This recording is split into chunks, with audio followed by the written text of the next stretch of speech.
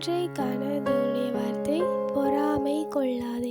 நீதிமொழிகள் 24ஆம் அதிகாரம் 1ஆம் வசனம் சொல்லுது, பொல்லாத மனுஷர் மேல் பொறாமை கொள்ளாதே, அவர்களோடு இருக்கவும் விரும்பாதே. வேதாகமத்தில் சொல்லப்பட்டிருக்கு, பொறாமை என்றது ஒரு எலும்புருக்கி. அதாவது நாங்கள் பொறாமைப்படுகிறதுனால எங்களுக்குத்தான் அது ஆபத்து. நாங்கள் பொறாமைப்படுவதன் நிமித்தம் பொறாமை கொள்ளுகிறதான அந்த நபருக்கு எந்த விதமான மாற்றமோ ஆபத்தோ ஏற்பட போகிறதில்லை.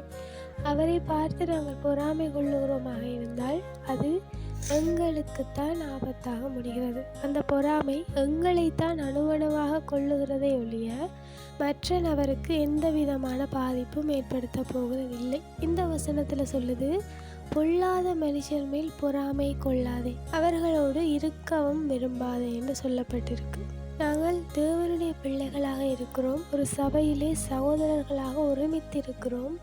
ஆனாலும் கூட சபையில் இருக்கிற சகோதரர்கள் மீதே நாங்கள் பொறாமைப்படுகிறவர்களாக இருக்கிறோம்.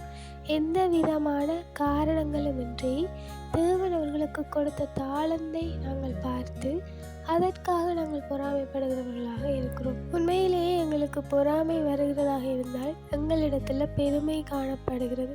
எங்களை நாங்கள் தாழ்த்துகிறோமாக இருந்தால், மற்றவர்களை நாங்கள் மனப்பூர்வமாக நேசிக்கிறோமாக இருந்தால் எங்களுக்கு பொறாமை வராது.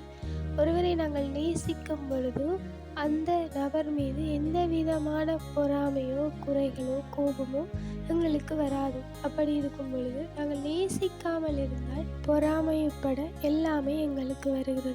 ஆகையால் பொறாமை கொள்ளக்கூடாது, அது எலும்புருக்கியாக இருக்கிறது. Have a nice day.